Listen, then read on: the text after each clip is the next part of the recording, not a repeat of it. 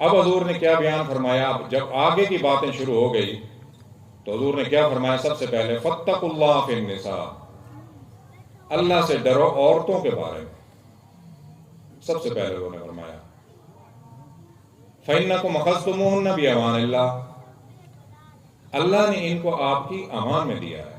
بأمان اللہ، اللہ کی امان ہے۔ کیسے امان ہے؟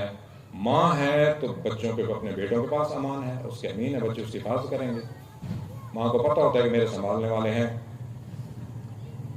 اگر بیٹی ہے تو باپ کی امان میں ہے، بچی کو پتہ ہوتا ہے کہ میرا والد ہے۔ بہن ہے تو بھائیوں کی امان میں ہے۔ تو اللہ تعالیٰ فرماتے ہیں کہ میں نے ان کو آپ کی امان میں دیا، ان کا خیال کرنا ہے۔ اگر بیٹے ہیں تو والدہ کے حقوق کا خیال کرنا ہے، بہن بھائی ہیں تو بہن کے حقوق کا، خاوند ہے تو بیوی کے حقوق کا، تمہارے پاس امان ہے اللہ کی۔ امان کس لیے ہیں؟ اللہ تعالیٰ نے فرمایا الرجال قوامون علی النساء، ہم نے عورتوں کو کی بنسبت مردوں کو طاقتور بنایا۔ کہیں بھی دیکھیں میل ہمیشہ طاقتور ہوتا ہے فیمیل کی نسبت، ہم نے طاقتور بنایا۔ اسی لیے بما فضل اللہ بعضکم علی بعض، ہم بعض کو بعض پر فوقیت دیتے ہیں، ان کو طاقت بنایا، ان کو اپنی خصوصیات دی، مردوں کو عورتوں کی اپنی خصوصیات ہیں۔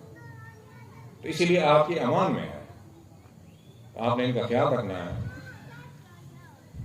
فإنکم اخذتموہن بأمان اللہ واستحللتم فروجہن بکلمۃ اللہ، ہم نے ان کو حلال کیا ہے کلمۃ اللہ، اللہ کے کلمے کے ساتھ۔ وہی بھائی اپنی بہن کی حفاظت کے لیے مارنے پر تیار ہو جاتے ہیں، وہی بھائی 3 کلمے پڑھنے کے بعد اپنی بہن کو اپنے ہاتھوں سے رخصت کرتے ہیں۔ حضور نے فرمایا بکلمۃ اللہ، کلمہ طیبہ جو ہے اس نے ان کو آپ کے لیے حلال کیا۔ اب حلال کرنے کے بعد تمہارے حق ان کے اوپر کیا ہے؟ وَلَكُمْ عَلَيْهِنَّ، تمہارا حق تمہاری بیویوں کے اوپر یہ ہے، عورتوں کے اوپر، اللہ یوطئن فروشکم بحد تکرہون، تمہاری عدم موجودگی میں وہ تمہارے خواہش کے، تمہاری مرضی کے ساتھ اپنی مرضی کو شامل کریں۔ تکرہون، جن لوگوں سے آپ کراہت کرتے ہیں، گھر میں آنا پسند نہیں کرتے، تو آپ کی عورتوں کو بھی چاہیے کہ وہ بھی پسند نہ کریں ان کو، یہ آپ کا حق ہے ان پر، اور ان کو بھلے طریقے سے سمجھائیں۔ شور ڈالنے کی ضرورت نہیں ہوتی، روک ڈالنے کی ضرورت نہیں ہوتی۔